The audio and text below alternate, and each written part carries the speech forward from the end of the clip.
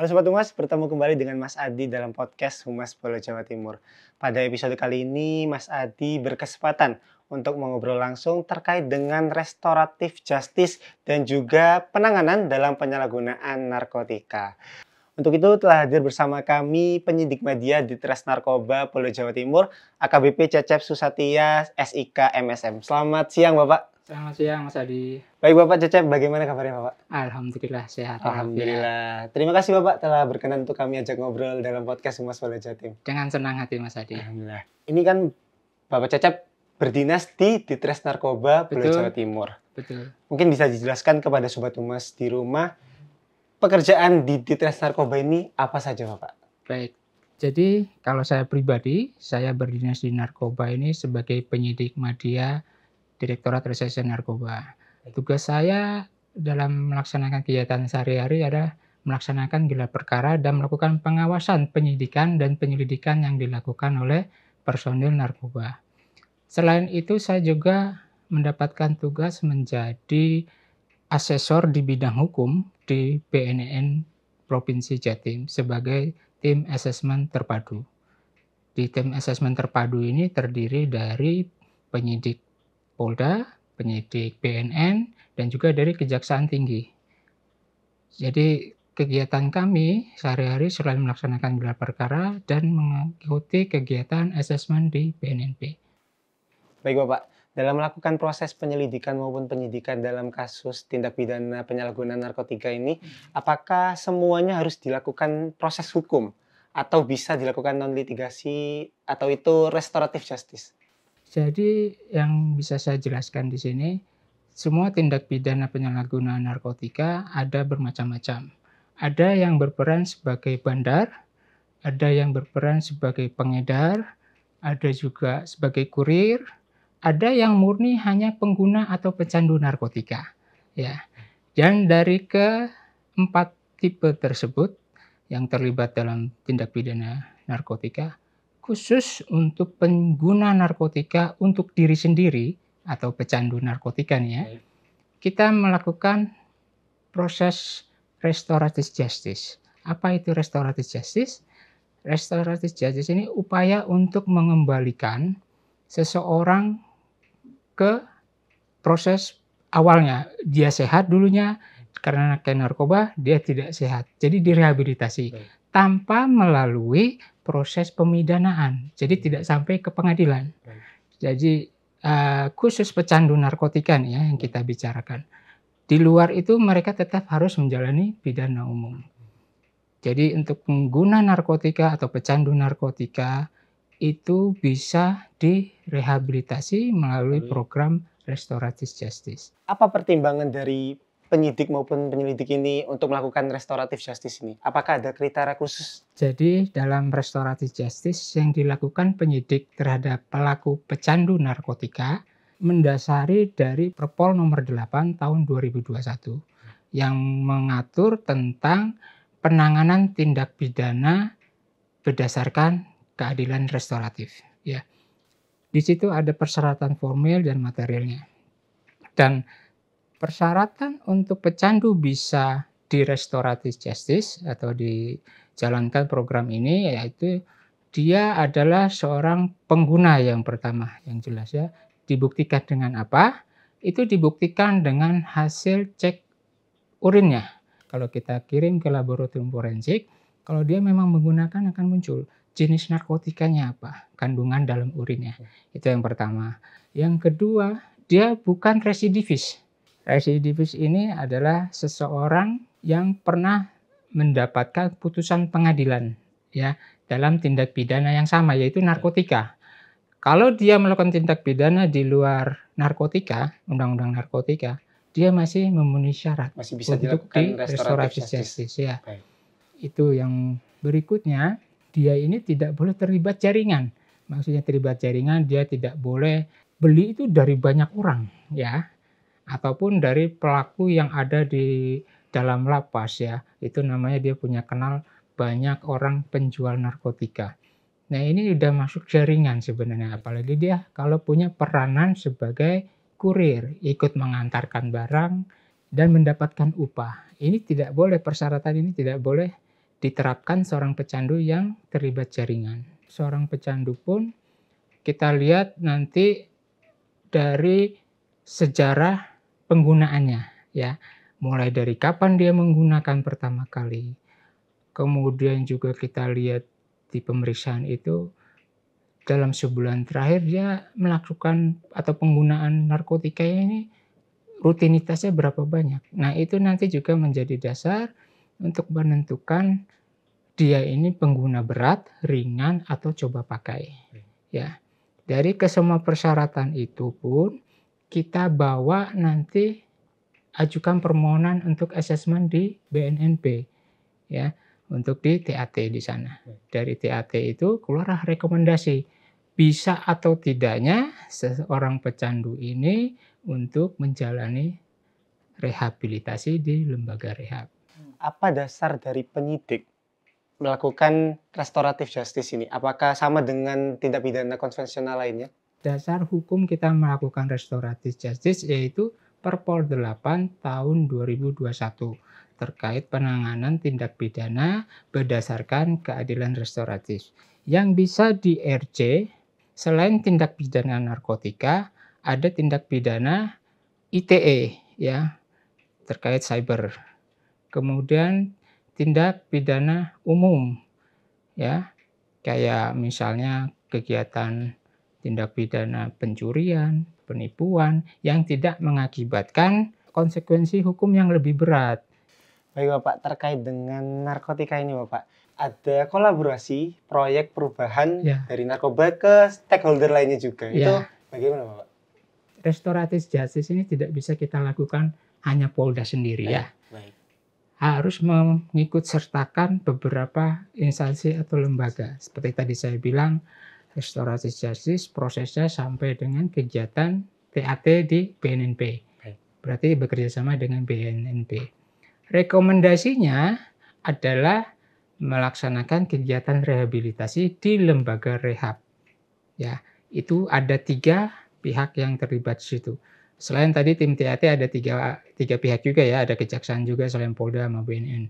Kemudian juga ada lembaga rehabilitasi swasta yang ada di Jawa Timur ini. Jadi memang membutuhkan kolaborasi ataupun kerjasama yang bagus dalam melaksanakan kegiatan restoratif justice ini.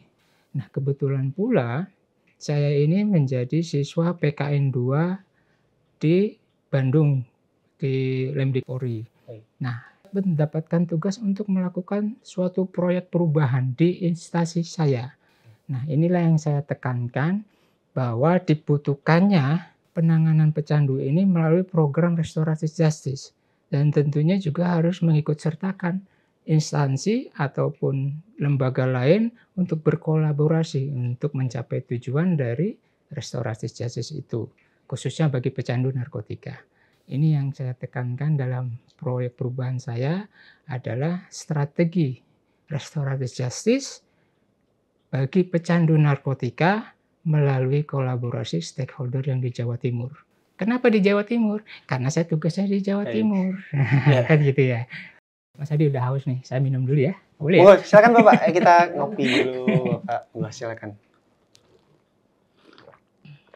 Baik Bapak, ini kan terkait dengan proyek perubahan ini Bapak. Sudah dimulai sejak kapan Bapak? Kalau program RJ ini tentunya sesuai Perpol tahun 2021. Dalam proyek perubahan saya ini salah satu inovasinya kita memperkuat kolaborasi dengan melakukan perjanjian kerjasama. Perjanjian kerjasamanya memang baru aja hari ini kita laksanakan, kita teken, tapi memang untuk kegiatan kerjasama secara nyatanya memang sudah berjalan. Namun dengan adanya perjanjian kerjasama yang kita teken pada hari ini tentunya akan membuat ikatan yang lebih kuat antar lembaga, ya. Jadi koordinasi ke depannya pun akan lebih bagus. Setiap permasalahan yang ada di antara kita ini, 3 lembaga ini bisa kita bicarakan secara mufakat. Ini menjadi jembatan kerjasama yang bagus dan bisa dicontoh atau direplikasi oleh polres-polres jajaran, ya. Karena kita memang butuh kerjasama ini untuk menjalankan amanah Presiden dalam hal penanganan rehabilitasi bagi pecandu narkotika, ya. Jadi Selain juga dengan inovasi perjanjian kerjasama, saya juga mengoptimalkan terkait dengan aplikasi Simple BNNP. Ya, aplikasi ini digunakan bagi penyidik untuk mendaftarkan permohonan TAT ke BNNP. Aplikasi ini memang punya BNNP, jadi penyidik dalam melaksanakan tugasnya mengantar seorang pecandu untuk melaksanakan asesmen, tidak perlu lagi bawa berkas yang banyak. Dia tinggal datang, kalau sudah mengupload di aplikasi ini juga bisa menentukan kapan jadwalnya melakukan kegiatan TAT di situ. Jadi sangat membantu sekali. Mempermudah ya Bapak ya? Ya, mempermudah tugas penyidik juga. Ini apakah ada tantangan dan kesulitan dalam proses penanganan penyalahgunaan narkoba ini Bapak, selama ini? Yang utama yang saya rasakan pribadi ya, tantangan adalah mengajak kerjasama ini nggak semua pihak mau ya. Kita harus bisa memberikan komunikasi yang baik kepada pihak-pihak yang mau kita ajak kerjasama.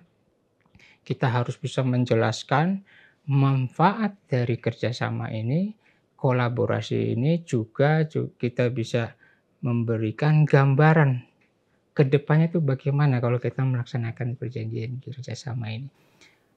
Tantangannya hanya itu saja, selain dengan birokrasi memang ya, karena pasti birokrasi kita lalui banyak. Seperti di Polda ini untuk membuat suatu perjanjian kerjasama, tahapan-tahapannya sudah ada aturannya. Melalui Bakerma, kemudian diverifikasi oleh Bitkum, kemudian dilakukan rapat internal dan eksternal mengundang pihak-pihak yang dia lakukan kerjasama. Tapi semua bisa terlalui dengan aman. Berdasarkan data dari beberapa media, itu beberapa lapas di Jawa Timur khususnya ada yang over capacity. Terlalu banyak. Apakah ada terobosan dari penyidik, Polri maupun dari BNN maupun stakeholder lainnya dalam menangani ini?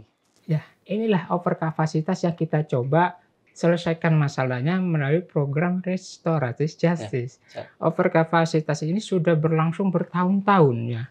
Di Jawa Timur ini 70% rata-rata lapas ataupun rutan yang ada di Jawa Timur ini isinya adalah penyalahguna atau pelaku tindak pidana narkotika. Ini mengakibatkan bagi pecandu narkotika yang ada di lapas atau di rutan ini, program rehabilitasinya tidak bisa maksimal. Yang ada mereka keluar lapas, mengulangi malah menaikkan status. Ada yang dulunya hanya pengguna, jadi pengedar, kurir, malah bisa jadi bandar. Ini terjadi di Indonesia ini, overkapasitas maupun efeknya. Solusinya salah satunya adalah program Restoratif Justice.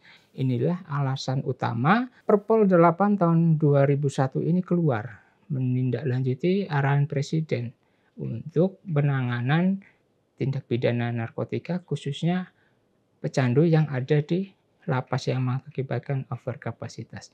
Ini solusi kita bersama yang melibatkan 3 stakeholder, Polda, BNN, dan lembaga rehab. Baik, dengan solusi restoratif justice ini, apakah sudah ada perubahannya Bapak untuk yang dilihat secara nyata dalam waktu dekat ini?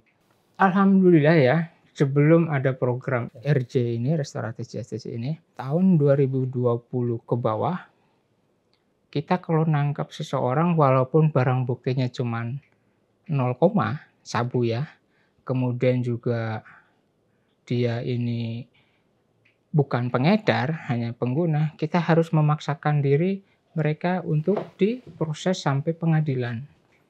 Tentunya ini makan biaya, ya betul kan? Ya, betul. Makan biaya. Dari proses penahanan, sampai proses persidangan, sampai putusan, sampai nanti dia ditahan, itu biayanya lebih besar dibandingkan dengan dia harus direhab langsung. Ya, kita memotong anggaran negara juga di sini ya. Saya sudah melakukan beberapa kajian. Kalau saja dalam 3 bulan ini pengguna pecandu direhabilitasi hanya membutuhkan anggaran sekitar 15 juta dalam 3 bulannya. Tapi kalau sampai pengadilan sampai putus, itu bisa mengakibatkan satu orang bisa mengakibatkan sampai 60 juta lebih. Ini kan mahal ya. Biaya negara untuk menghidupi pecandu yang ditahan akhirnya terbuang percuma. Nah, ini salah satu manfaat dari rehabilitasi dengan RJ ini. Ya, perubahan itu udah jelas. Ya, kita banyak menangani kasus RJ sekarang. Ya, para pengguna yang barang buktinya sesuai SEMA nomor 4 tahun 2010 itu penggunaan dalam batas 1 hari penggunaan narkotika ya, ada ekstasi, ada ganja, ada sabu, itu diatur di situ. Kalau dia ketangkap, kedapatan menggunakan narkotika jenis itu yang batasannya ada di SEMA tadi, itu bisa kita lakukan RJ secara langsung. Jadi kita tidak perlu melakukan penahanan, kita cukup melakukan asesmen dan menempatkannya di lembaga rehab sesuai rekomendasi BNNP TAT. Gitu. Jadi sudah banyak kasus, ada tahun ini sampai bulan November ini yang kita TAT ada sekitar 800 orangan ya. Yang dulu 800 orang ini harus menjalani pidana di penjara, sekarang kita bisa mengalokasikan anggaran itu untuk kegiatan, memfokuskan kegiatan tindak pidana yang lebih berat lagi. Itu sangat terasa sekali ya. Baik Bapak, ini berarti restoratif justice ini luar biasa sekali Bapak ya, dapat menekan anggaran negara, anggaran pengeluaran negara. Betul. Nah, dari restoratif justice ini apakah memberikan efek jera Bapak bagi para pelaku dan pecandu narkotika ini Bapak? Untuk setidaknya aku biar ada efek jerahnya biar berhenti. Ya. Jadi gini, dalam program rehabilitasi di lembaga rehabilitasi itu ada program-programnya ya. Di sana pasti mereka yang jelas diputuskan kebiasaannya, habitnya untuk penggunaan narkotika. Ya, diajarkan masalah bahaya narkotika, efek-efeknya dari penggunaan narkotika, dan dalam TAT pun kita sering memberikan wawasan kepada para pecandu ini. Kamu kalau ini melanjutkan kegiatan ini, yang rugi bukan kamu, yang rugi banyak pihak. Keluarga, ya, lingkungan, narkoba ini bisa menular gitu ya. Dan pasti para pecandu ini pun pasti tertular pengaruh dari lingkungannya. Dari hal-hal yang kita sampaikan, baik mulai dari kegiatan asesmen terpadu sampai kegiatan rehabilitasi, kalau dia melakukan kegiatan itu dengan sepenuh hati, ya, paham dengan kesalahannya, paham dengan akibatnya, tentu dia akan menimbulkan efek jera yang bersangkutan. Karena walaupun tidak ditahan di lembaga rutan atau lapas, dia harus mengalami rawat inap di lembaga rehabilitasi itu. Itu namanya kalau nggak biasa pisah sama keluarga pasti rindu sekalian ya. Nah ini walaupun penghukumannya melalui rehabilitasi, tentu kita akan membuat seseorang yang menjadi pecandu, mengembalikan dia ke kondisi kesehatannya semula. Kebiasaannya kita hilangkan. Kepercayaan dirinya kita timbulkan lagi. Sehingga dia bisa kembali ke masyarakat, bergaul di masyarakat, memberi pengaruh yang baik di masyarakat. Berguna bagi masyarakat sekitarnya juga. Baik Bapak, ini dari kolaborasi dalam penanganan proyek perubahan restoratif justice ini Bapak, apakah ada harapan untuk kedepannya? Harapan ke depan tentu pasti adanya keberlanjutan proyek ini ya. Karena ini proyek yang baik, harapannya bisa berlanjut ke jenjang jangka menengah, jangka panjang. Jangka menengah ini harapannya Polres-polres yang ada di Jawa Timur mau berkolaborasi juga dengan lembaga rehab yang ada di tempatnya, dengan BNNK kabupaten atau kota yang ada di wilayahnya. Dengan adanya kerjasama ini tentunya meringankan tugas kepolisian dalam menjalankan program restoratif justice. Ini program yang bagus ya. Harapannya bisa ditindaklanjuti tentunya oleh jajaran. Yang kedua, ini pun bisa bermanfaat bagi masyarakat.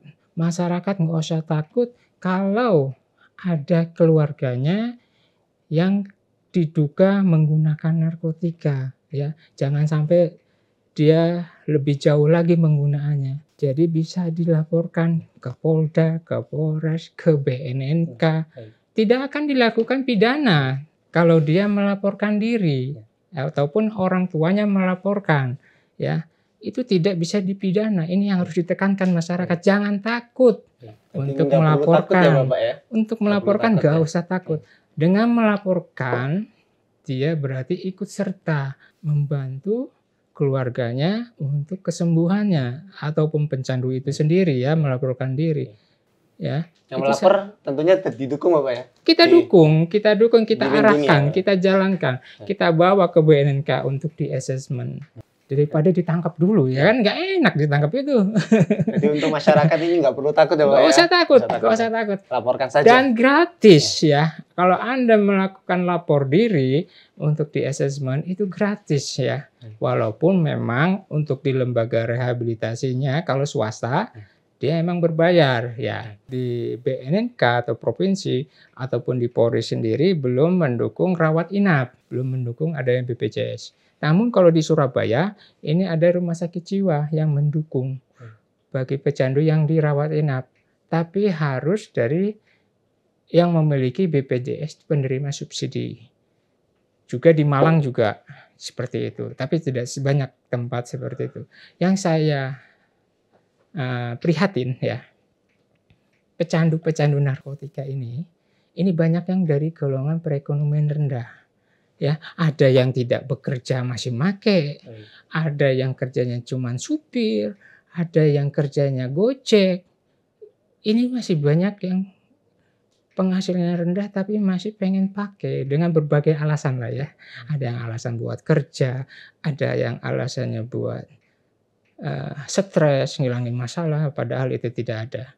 Tidak akan menyelesaikan masalah, yang ada nambah masalah. Ya, jadi banyak dari golongan-golongan orang tidak mampu ini yang terlibat sebagai pengguna narkotika, ini yang kita bantu.